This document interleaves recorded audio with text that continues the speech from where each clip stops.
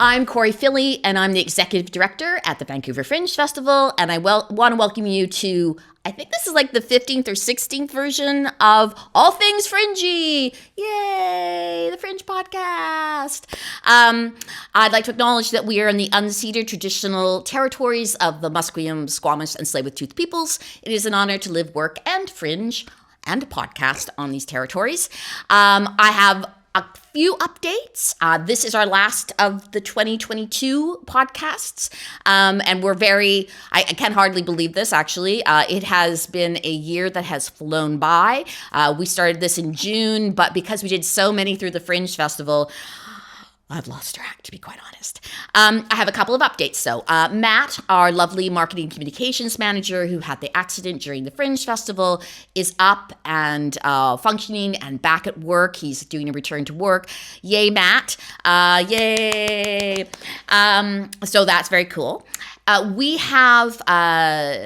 Also, we just opened applications for the 2023 Fringe, and if you go to vancouverfringe.com, you can find them. For those of you who are in the know, Eventotron is open, and you can go in and put your Fringe application in there. I had multiple questions about why we want so many upfront answers answered.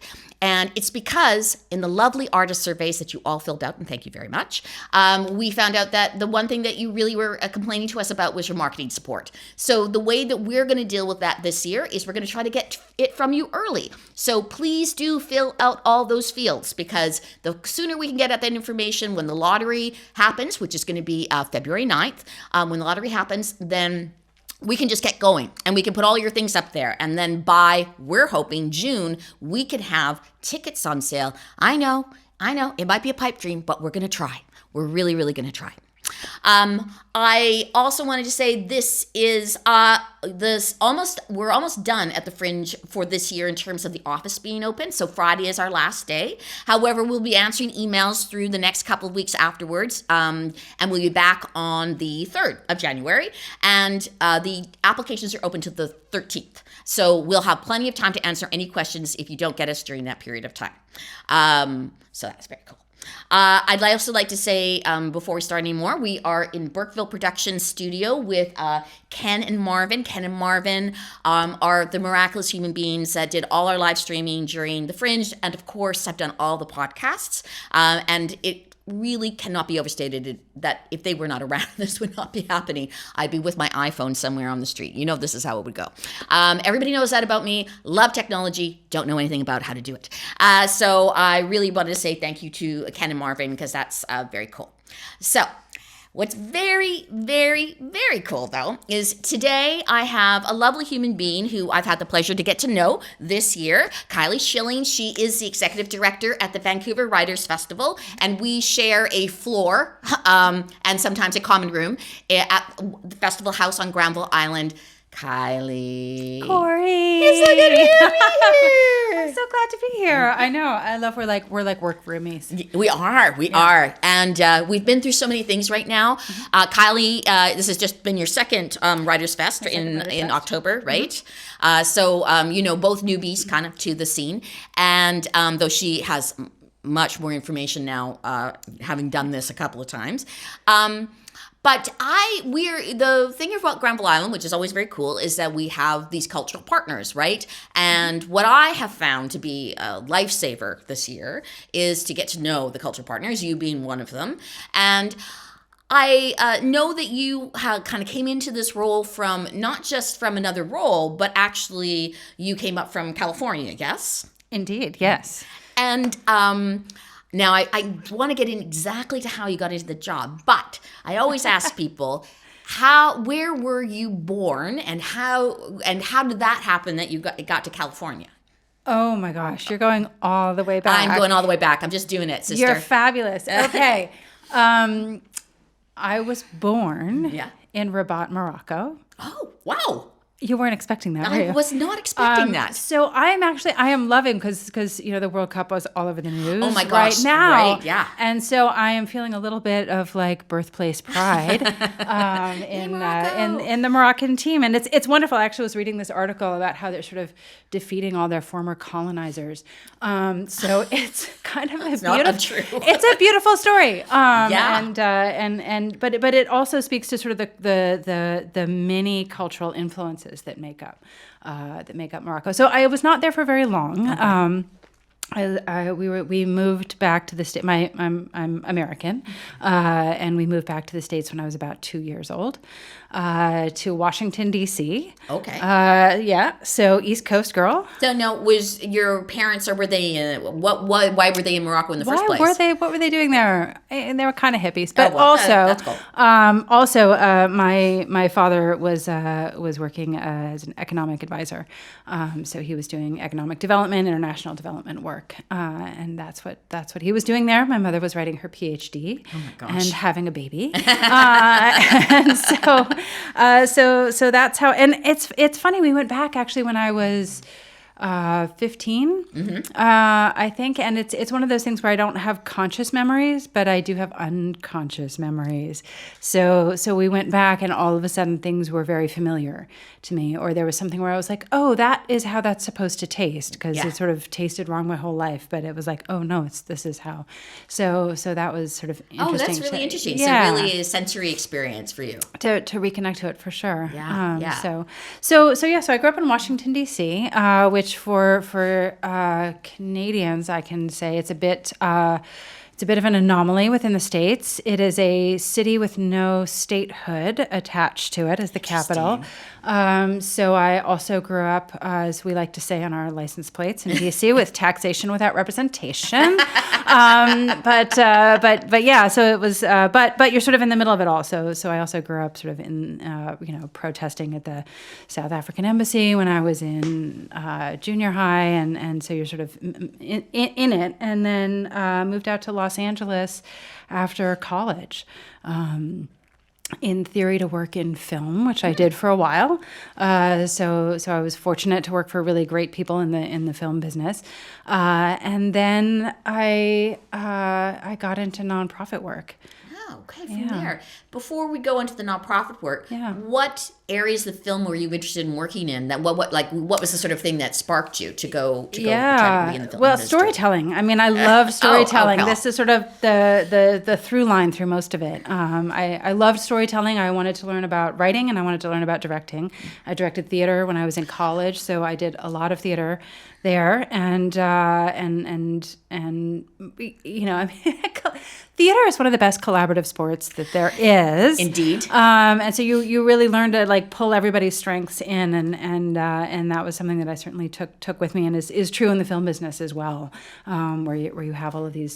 So I did story editing and reading notes, and I worked in sort of story development in film, and then also worked as a director's assistant. So I worked on set for a number of films, spent a fair bit of time outside of Los Angeles on location as well. And then that was it. So I guess my question would be what I always think interesting about film is that people remember the bright shiny things, right? Yeah. Like the stars or the actors who are involved in those things, and then there's but they're just like this amount of what that activity is. It's like it's the same thing like within theater in that respect, right? It's like they're like the tip of the pyramid, and then from there's so many people who are doing so much like hurry up and wait, right? Yeah, is the story of film for sure. And I was really, really lucky. I think the first film that I worked on was a very small film. It was called Citizen Ruth. I know Citizen Ruth. yeah, for sure. So written and directed by Alexander Payne with Jim Taylor, and it's shot on location in Omaha, Nebraska, which was Alexander's hometown, and it was the most wonderful first film experience, because you're sort of out of all of the Hollywoodness of it, and it really was this little film family in the middle of Nebraska. Yeah. It was very warm. It was really supportive. I think everybody just had this kind of pitch in. Half the film was shot at this, on site at this farm, like an hour outside of Omaha. So we were really out there. But so it was really fun. And I was, sort of bottom of the totem pole, but that way you also learn what everybody's jobs are. And indeed, I made friends with the camera department and sort of, how does that work? And, when you're sort of young and eager and you want to learn everything. And so, I hung out with the art department, like, oh, how does this, okay, I'll help you paint this or put that. And so you really start to see, like, there's all of these different pieces that you don't necessarily think about, but that are also real jobs. And they really are.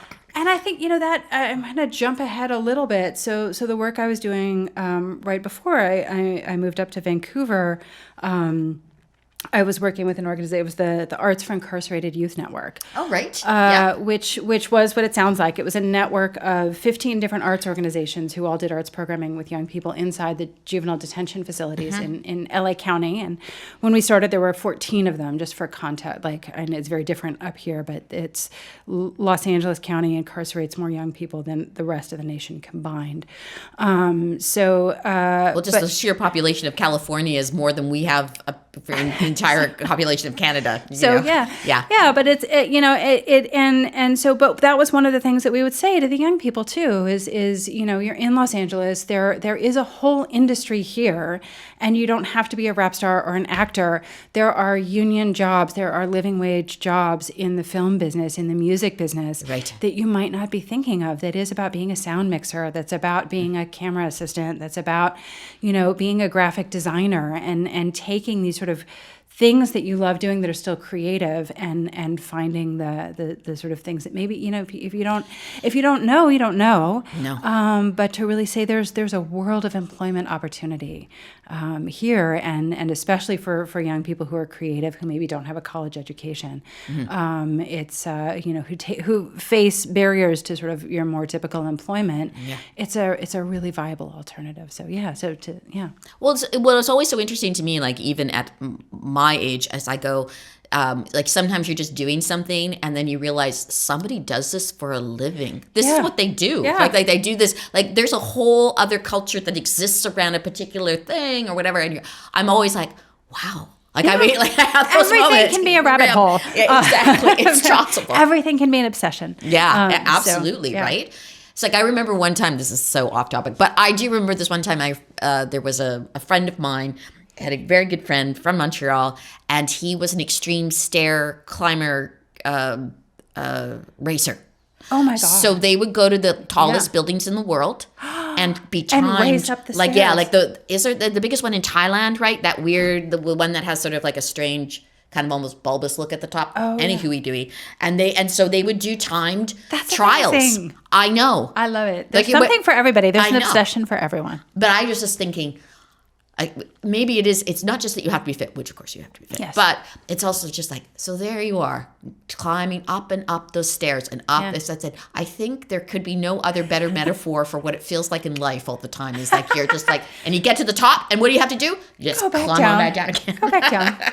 But you got to the top. Yeah, you got to the top. Yeah. I know, there is that cool part. That's a really cool program. So what was your first nonprofit that you did outside of film? And what sort of prompted you to go, okay, I'm kind of done, or I want to go do this thing, or what was the sort of spark? How did I make that transition? That's a good question. I'm not entirely sure. I will say when I was working in film, I was volunteering for an organization that was called the Unusual Suspects. A riff on the film title, of course, for those of us of a certain age. Please. And what it was working with young people in Central Juvenile Hall in Los Angeles, where we would go in and do improv games and teach them theater, and then have them essentially write an original piece of theater and perform it. And it was really it was amazing. It's all of the things that theater can do, right? Where it's you're collaborating and you're taking risks and you're sort of also, creating a story. And what was interesting was that it usually was quite fantastical. One of my favorites, I was actually directing a show in, one of the halls, and they decided they wanted to do a musical, and they wanted it to be doo-wop sort of style. So we had these sort of, and it was fantastic because the sort of main chorus were these four Latino young men, and they wanted to be in the zoot suits, like and Rockin' Robin, and like all of this was their choice, and they were directed. But I just remember, like, it was so surprising, and amazing, and part of what was great about that was that you had these young people who then, their parents would come, and we get the passes and the clearance, and they'd come in, and they would just say, like, they're like, I haven't had the chance to be proud of my kid. And they would come and they would see this. It was amazing. Yeah. And so I was doing that, and I was getting a lot out of that, obviously, and enjoying it while I was working in film. And I'm trying to think exactly what the prompt was. I was writing also, and I think, I know what it was. So I'd written a screenplay. Oh. That it did pretty well, and it won some contests and got put on some lists, and it was about a guy who got exonerated after 23 years in prison. Wow. And I was talking about it with Alexander Payne, and he was like, "This is great." He was like, "You're a great writer, and no one's going to make this movie." I mean, maybe they will, sort of indie film, and maybe all these sort of things. But he goes, "But I'm just paying attention to what you're writing about and what you care about, and you should keep fighting to make this movie. And in the meantime, you should sort of go to your source material, like go to your quarry where you're mining your, rocks from, and like what is it that you go to that you sort of get that." Fuel from. And, I'm just sort of reading this, and I want you to ask that question. And I was like, oh, yeah, maybe not this. And so, so I went back to grad school and got a degree in theological studies, because I was interested in stories and what are the stories that we tell ourselves and how do we get our sort of moral compass from that. And while I was there, I was connected to Father Greg Boyle, who's a Jesuit priest he had founded an organization called Homeboy Industries in Los Angeles, which is now the largest gang intervention organization in the States. You mentioned God, that's what happens. Yeah, I know. I was going to say those Jesuits. And so he was connected to one of my professors, and so I started working for him, doing grant writing. Wow. For Homeboy, and I was I think once I was there, I was like, this is it. I'm done. I'm done with that other world, and this is sort of where I want to be. It was fantastic, and it was working alongside former gang members and. Well, I'm amazed. Really, what comes to mind often is, when people get into a particular industry, and especially the arts industry, because it's so hard, right? I mean, because often you're like an independent person, you're doing your own contracting, you're doing everything, you're pushing towards trying to get a project done. Yeah. And then, somebody says to you, well, maybe that's not your where you want to be, or I see this as this. And somebody who really sees you. Yeah.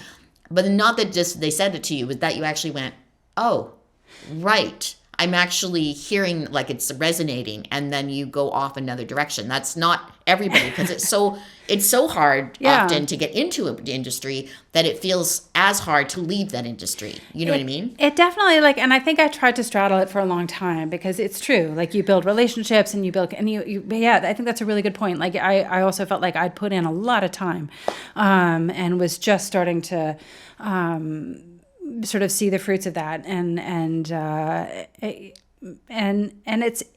I think it's sort of, I don't know, it's something that got reinforced maybe during COVID, was where, actually, like, take that moment and step back, and what do you really care about, what really drives you. At the same time, I mean, I think, I was at Homeboy for a long time, and I was at another nonprofit after that doing violence prevention, and the piece that was missing for me was the arts. Right. And so that was part of where I was like, I still have to find how to bring that back in. And that's what led to the Arts for Incarcerated Youth Network. Was how do I blend this sort of criminal justice, social justice, equity work, with arts. And that was it. Very cool. Yeah, so that's so interesting too, because up here, like for many years in the 80s and the 90s, there were these networks that went into different, usually medium security prisons, and did theater work with people, right? And I had a whole bunch of friends who were actors and theater teachers and stuff like that, and they would go in and do that.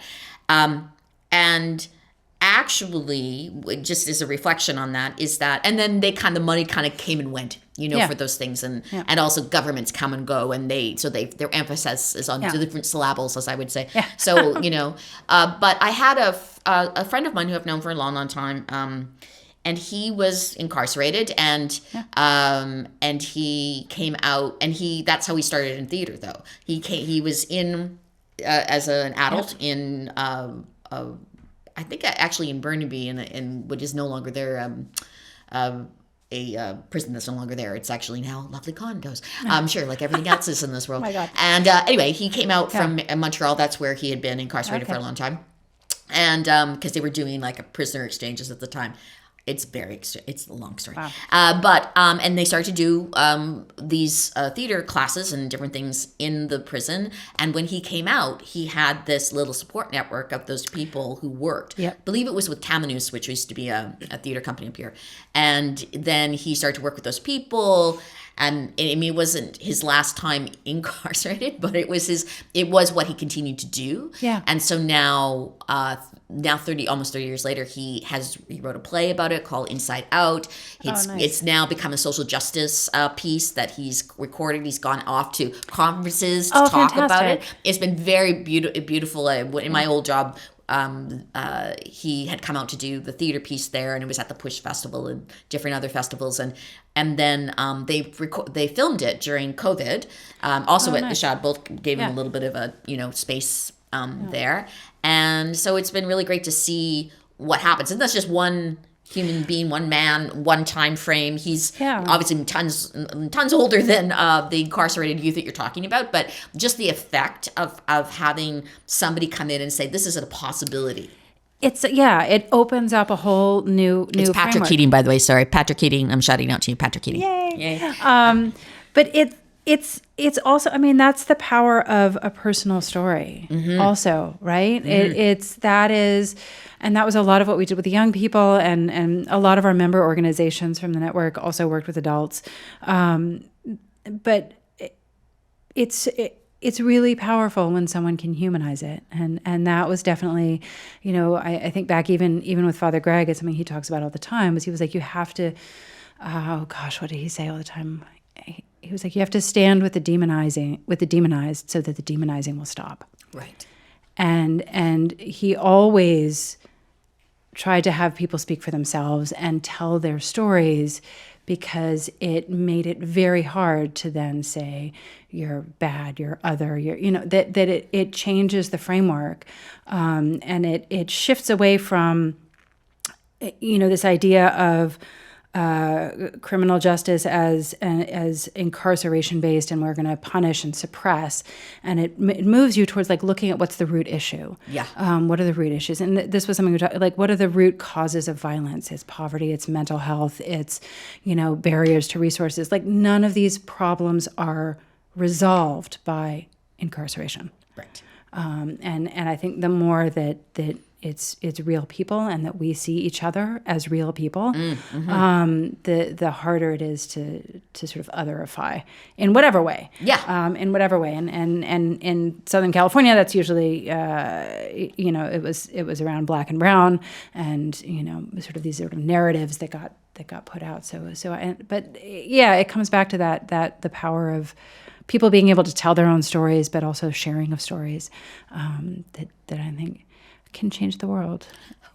I know. I said it. You said it. But it's true. I do think that one of the great things, well, you sort of said in the collaborative conversation, but also I just think that is one thing about people when you go into an art making space and you create this container for that, is that the possibilities of connection are so huge in a way that cannot be expressed in other kinds of industries, in other kinds of sectors. It's like all of a sudden it's like you created the nucleus upon which all of these things are just being crossed. It's quite amazing, that kind of fusion, I guess. It's fantastic. And you're making me think of so many things. So one of them was with the young people, one of the things that these kids who didn't talk to each other, who were, and they would help each other practice their lines, and they would take, they'd be like, we were working in our cell on the, and so all of a sudden they're in relationship with each other. Yeah. And all of a sudden they're mutually accountable.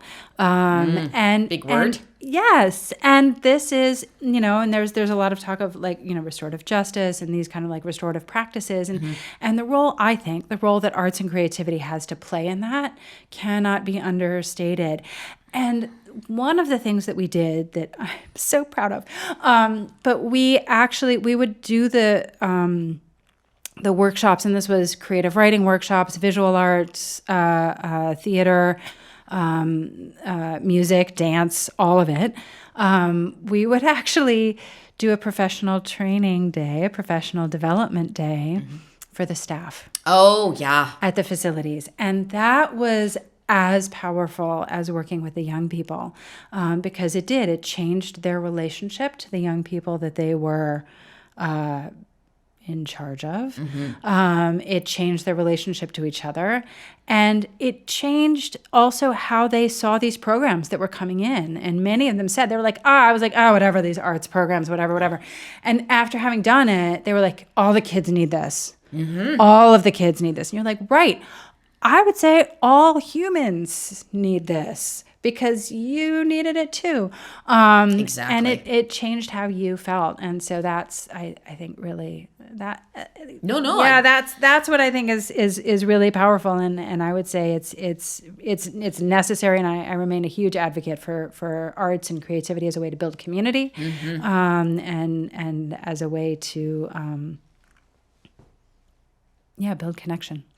Well, I think the generosity of that too is that people surprise themselves with their ability to be generous, to connect, to be compassionate, to be empathetic, to have just a space where nothing is expected, but anything can happen. Those are amazing spaces, right? To have that, especially if you have great people who are leading that kind of thing. I'm reflective of the fact that I used to have a theater company with a friend of mine, Mercedes Baines, and she had, as part of our programming, but it's definitely run by her, she had this thing called the Reclaiming Project, and she used to go into East Side schools, which lots of new immigrants, very different mixed, all kinds of human beings in there, and a lot of those kids don't necessarily they were often first generation, didn't really have the stories of their families or anything like that, because everybody was so intent upon surviving and being in the space and learning how to getting jobs and feeding your family and all that stuff. And these kids would come in with their own family experiences that weren't being shared because it just felt weird. You're supposed to be whatever Canadian is. I have no idea what exactly that means anymore. And so they would do this thing called the Reclaiming Project, where the kids would go back and talk to the parents or the grandparents about who are we? Where we come from? What do we do? Like, and then What's the story there? What's the story? Yeah, right. And they would be able to do it through all the things that you're saying, visual art or theater or song or anything like that. And then they would bring all the parents and grandparents in and share it, right? As part of it. And it was so powerful. And it was like, I don't know, maybe it was a 10-week project in schools where you'd go like once a week to do it. Beautiful. But it was like that kind of conversations also changes this discussion around what is the story? What is this story? Because it doesn't change it just for the people who are doing the art. It changes for the people who are watching the art and being like a participant in the art and the audience. Like, what is the story? What is my story compared to that story? What is the perspective that we're not seeing or feeling, or as you say, it's the conversation around otherizing, right? If you can put it over there, it doesn't really, in fact, it doesn't. It's not really a me. human story, right? Yeah. Oh, that's so good. You're making me think a few things. One of my one of the things that I think arts and that kind of, as you said, I love that the idea of the generosity that is sparked through creative process and creative collaboration. But there's also the luxury of failure. Oh God, yeah. Right? And this is something that I've been thinking a lot about, is sort of who is allowed to fail. And what is the price that we sort of put on failure? And obviously the young people that I was working with were not allowed to fail.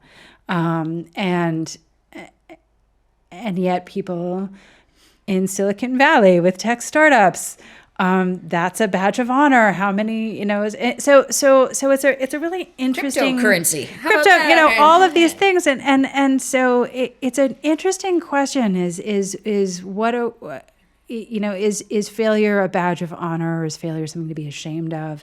And how do we treat that depending on who you are? And it's one of the things that I think is brilliant, again, about the arts and the creative process, is it creates a safe place for failure. It's celebrate. It's like, try it. Yeah, try it. Because the stakes are, usually, if you're in process, the stakes are pretty low and you're in a supportive community. But you're actually encouraged to fail as part of how to learn. And I think that the arts do that really, really effectively. And I think that makes us more compassionate as people. It makes us more generous and forgiving, and it's that, because I've been thinking, like, how do arts do the magic things that they do, like help us see from another person's perspective, and I think that's part of it. If you've been in it and you've tried to create something and you've felt that in the pit of your stomach, and they're like, I think I did it at our staff meeting the other day. We played as our check-in. I had us do a game, fortunately, unfortunately. Yes. Where you just sort of, everybody takes a turn telling a story. Fortunately, she was able to rescue the cat from in front of the speeding car. Unfortunately, the next person picks up with unfortunate. And we're a writers' festival, right? So this is storytelling, and just for the staff to be like, oh God, and I was like that too, right? I was like, the pressure. It's okay. Whatever you say is going to be fine.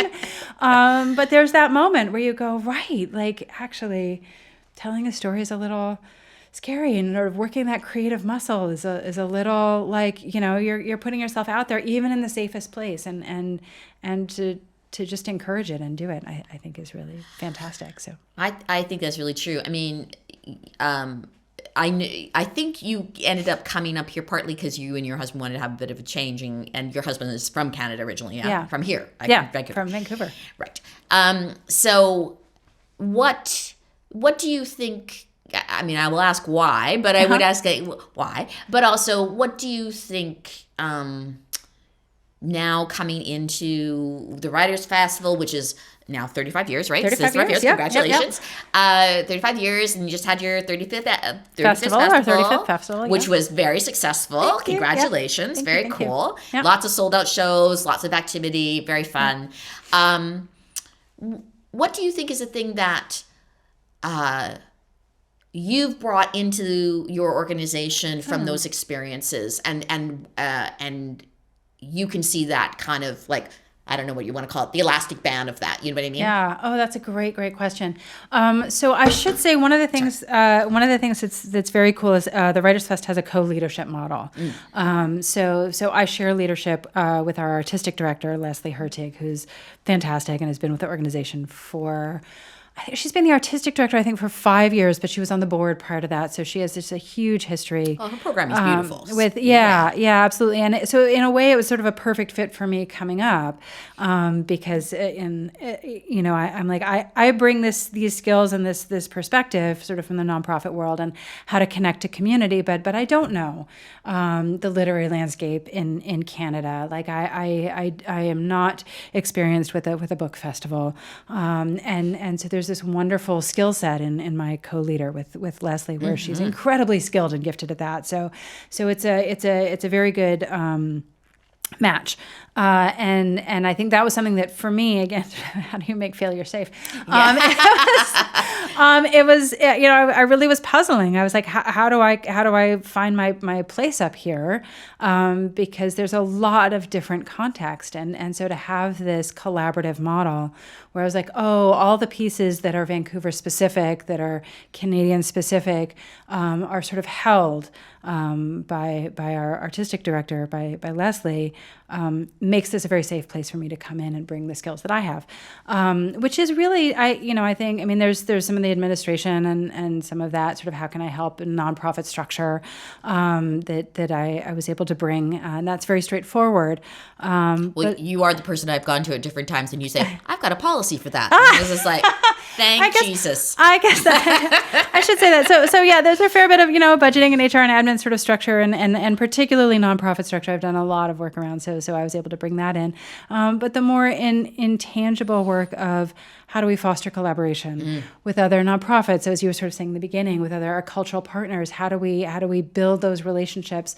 Not that there wasn't existing relationships before, there were, of course, but how do we deepen those? How do we sort of really look at like collaboration, and there's sort of there's a whole, I can get in. There's a whole there's a whole field of study about collaboration, and you can sort of move along the spectrum from a very loose kind of cross-promotional to really deeply integrated. And when I was building the Arts for Incarcerated Youth Network, we really were looking and doing a lot of work around where do we want to be on that spectrum, and what does that mean to have a structured collaboration? Right. So that's something I'm really interested in. I think the Vancouver Writers Fest is really well positioned, and on Granville Island and with cultural partners where we have the Fringe that does theater, we have Carousel that works with young people. There's all of these great organizations that I think there's Push Festival that's coming in, where there's a lot of opportunity, not to build because it's already there, but how to really explore more deeply, and the building with community connection. I think that's the other piece that I hope I'm bringing to the Writers Fest is how do we. So one of the things we did this year was very, very sort of baby steps, but the Writers Exchange is a program that uses writing as a literacy tool for young people in underserved communities. So I reached out to them. I was like, what can we do? And they were like, well, you're early in the school year. It's kind of early in our program. So I don't, we'd like to work towards, something. But in the meantime, is there any way to have the writing of the young people from our program as part of the Writers Fest? So we did. We print up these giant posters and we put them up in the lobbies and we sort of give them a big shout out. And what was fantastic is you think it's a little thing, right? It doesn't feel like it wasn't that hard to do, which is great because you're like, this is a low lift. It's an easy thing to do. But what happened is, a third of our programming is for schools. So we would have these young kids, the school groups would go in and they would spend 5 or 10 minutes in the lobby before we let them into the theater. And they're up there and they're pointing at these pieces written by these 7, 8, 9-year-olds. And they're laughing and they're engaging and they're starting, writing. Yeah. It's about reading. It's also about writing. And it's about, supporting the creative expression of other young people. And so that's the kind of thing that I'm hoping. Well, unless you see it, you don't know if you can, unless you see it reflected, you don't think, is that for me? Like for me or whatever, it's like, it's a very, I mean, I would say just from, female perspective, looking at things, certainly as a woman growing up through the 80s and the 90s, looking at work and going, oh, it felt like the doors were just like, like this at times, because the idea of certain ways in which human beings are supposed to be in the world that feel identified, and then the way in which we all get to show up in our own humanity. Those things didn't mesh all the time. And, now I think with another generation, these things are becoming more and more just out in front and all that. But until you see it, you think it's not for you, right? I think that's part of it too. It is for sure. You're also, I'm wanting to come back because there was something you said earlier, about what's the story, and one of the things that we do at the Writers Fest that we've been doing is a workshop called My Roots, which is aimed at folks who are immigrants to Canada, and it's a free workshop where people come and they sort of spend the day, and the idea is like, well, exactly, what are the stories that you have about your own roots and your own heritage, and so using that as a way to practice storytelling, as a way to sort of claim your own roots, and to say that's a valuable contribution to your community, to the Canadian identity. All of this is part of it, and I that's something we're looking at expanding, moving forward. That's really cool. But it also makes me think like. We are in a very interesting situation, as you noted. My husband grew up in Vancouver. We had been coming up, most summers since we were together, and we came up with our two kids. And both of them separately, each in a different year, but in school, did these sort of identity projects where they had to look at sort of what is their story, and they have this kind of blended identity. And it was fascinating to watch them come to terms with the fact that they're new immigrants, and fifth generation Vancouver. Weird, huh? At the same time, and I think that's really cool, and it's been cool for them to discover sort of a sense of history and a sense of connection. And I think that it's also really, I think, interesting and pretty cool to see that. I think that is a sort of an identity struggle in Vancouver that I'm learning as someone that comes from the States where there isn't that same conversation, at least not at the same level with First Nations in terms of what does it mean? Sort of what is your relationship to place and to being here, and how do you navigate that? And I think it's interesting. Yeah, I think it's it's a really interesting thing. I have in regards to that, both my parents were born here, which is very unusual, here as in Vancouver, sorry everybody. And also here as in, and so then obviously all our family too. And what's interesting to me is that how it used to be that when there were phone books, I knew everybody in the phone book who was related to me because we have that unusual last name. Yeah. But the other part of that is now my relationship to my experience of what it means to be, for lack of a better word, a Vancouverite or to be Canadian is so in reflection now with the stories of Indigenous peoples who are here, with the reconciliation and what that means and how, it fits in. And it's not, and that's a continuing conversation. It's a conversation that's complicated. It's a conversation that's fascinating. It's a conversation that's continuous and it doesn't ever really end because we're still alive. Yeah. And I think that's a really interesting coming from the States up here and reflecting upon it, because it always feels, wherever you are and whatever world you're living in, it always feels, from my point of view, it's like, I don't think we're doing enough on that. Like, I don't think, and yet when I think about what it was 20 years ago, yes, the dial has moved. You know what I mean? For everybody. Yeah. For everybody. Yeah, tremendously. But it's very,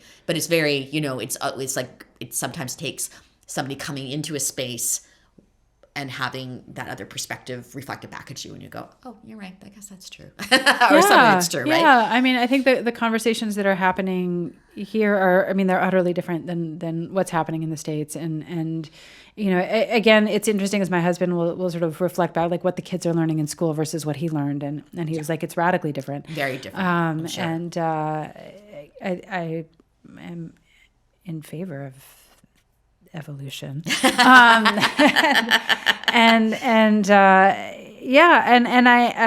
think I'm going to just shamelessly plug again, but I think that's something that the Writers Fest does really well, and that Leslie has been very intentional about, certainly in the programming, is like how are we helping to use sort of books and stories, and it comes back to the idea of sometimes story in particular, but arts more broadly, is a way to open conversation.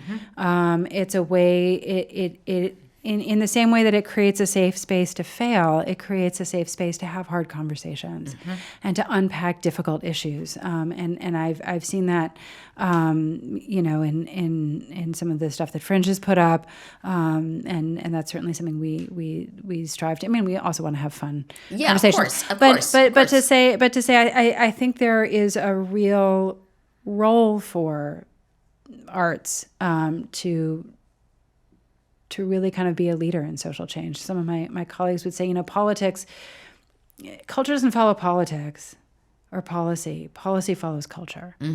And so how do you do that kind of cultural change? How do you shift how people see things and what what sort of acceptable conversation or what you see as normal? And I think the arts have a really unique and powerful role to play in that. So yeah, you know, I think that I mean, see, the other part of this is, which is also, this is my confession, is I find these kinds of conversations so difficult fun. I always have those kind of things where I just was like, I was so glad I was in the room for that. As hard as that was, yes. I was so glad I was in the room. And sometimes it's the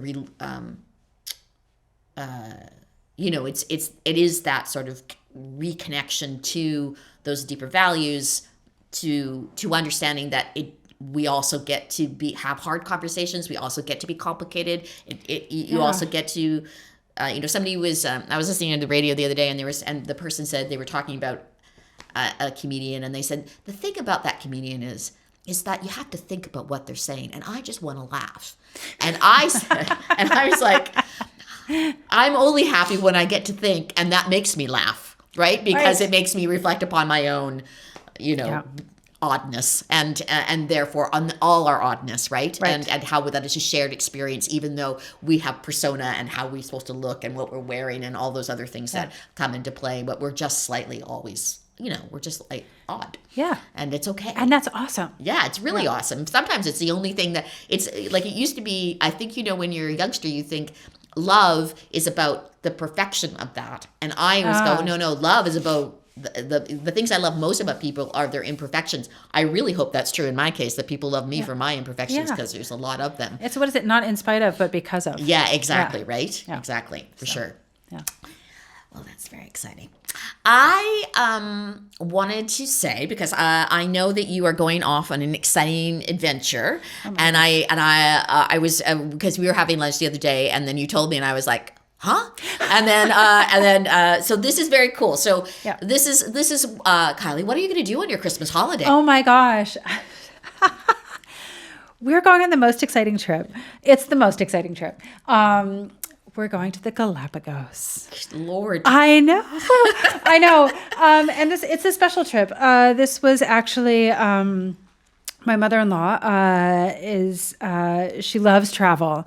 And so for particular significant milestone birthdays. That was very kind of you to say that. She wanted to do trips with her three sons and their family, or their wives and kids. And so this was one that was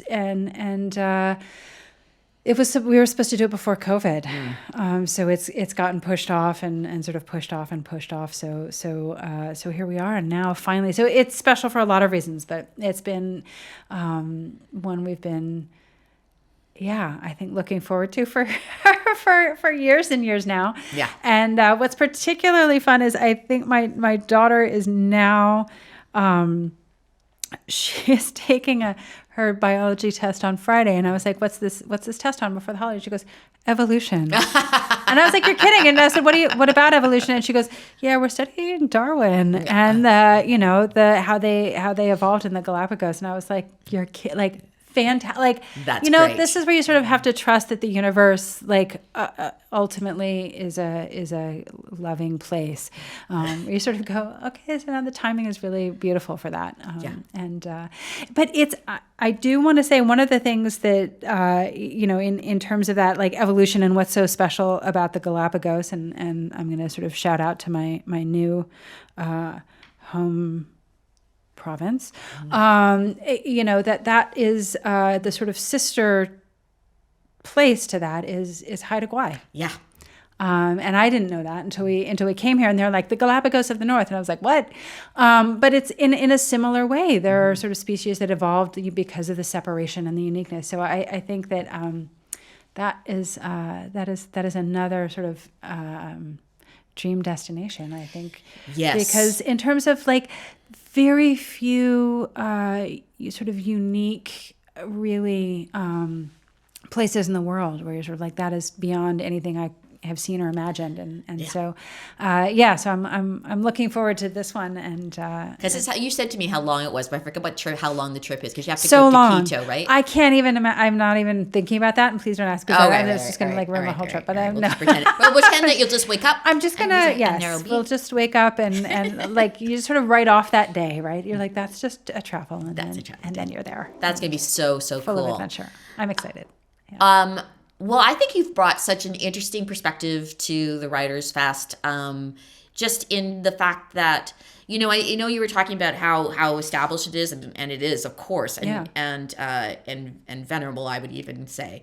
I also think that, everybody's in a time of renewal right now, and I think it's been, it's always sort of, I find, so your choices are very brave, and that you sort of made these really hard choices, and that was heart, not hard, choices, and it's really cool where that's led you in your life. I really admire that. Thank you. Yeah, thank you. That's really interesting. I want to know more. I think we'll have to have drinks and have a conversation about that. Much more. But I'm so glad to be here, and I think that's something that has been delightful for me too. Is to find that I think on Granville Island, there's you've taken over leadership and sort of brought a new energy to the Fringe. I think there's new leadership at Carousel and new leadership at Push, and I think we've all come together and sort of said there is something exciting, and I think that's sort of why everybody's sort of itching to be in partnership with each other, because I think we are feeling that sort of sense of, here's these amazing institutions with this great history and that are sort of beloved in Vancouver, and right? We get to be, all of us at these cultural institutions, new immigrants and multi-generation, like inheriting this sort of history of deep connectedness to the city. And I think that's an awesome place for us to be. Yeah, I think I totally agree. That's a great way of putting it. I think the one beautiful thing that I see in terms of a shared value is that really wanting to do more and give more. Yeah. I think the giving portion of it is because it's it feels great, but also feels healthy. It feels reciprocal. It feels a whole bunch of things that is so needed right now as we reemerge sort of after the last 2-3 years. And my last question for you is, as we head towards solstice and also the end of this year. I always tend to make, I don't do New Year's, resolutions or anything like that, but I kind of give myself a value for the year. Oh. But you don't have to do that. I just wanted to know, what do you thinking about in terms of your, as your year's coming to the close and you're coming up to the beginning of the next year? It was 2023, sister. That's a great question, and I love that. I usually write in like about another week is kind of usually when I start being like, what's the vibe that's on the horizon, and I usually sort of, as I get to the end of the year, be like, what's the energy of the year to come, and I haven't put my finger on 2023 yet. I will say, I know, like 2021 was like, I was just like nose to the grindstone. 2022 kind of like a workhorse year, so I'm hoping, but I want to listen to the year when it starts talking to me. But I'm hoping 2023 is kind of that I'm doing this with my hand because I'm thinking of like the daffodils.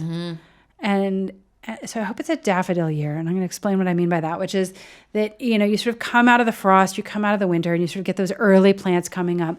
And then your sort of crocuses. And then when you see the daffodils coming up, you're like, oh, okay, now we've crossed. This is the first, we're really crossing out of winter and into spring. And it's not the mad blooming, which I have learned Vancouver does, like I've never seen in my life, with this like absurd, like it's crazy, comical, right? The amount of like blossoming and blooming and colors and things. So it's like, we're not there yet, but we've got the daffodils. So I'm hoping 2023 is a daffodil year. Oh, I love that. Yeah. I love that. That's really nice. Okay.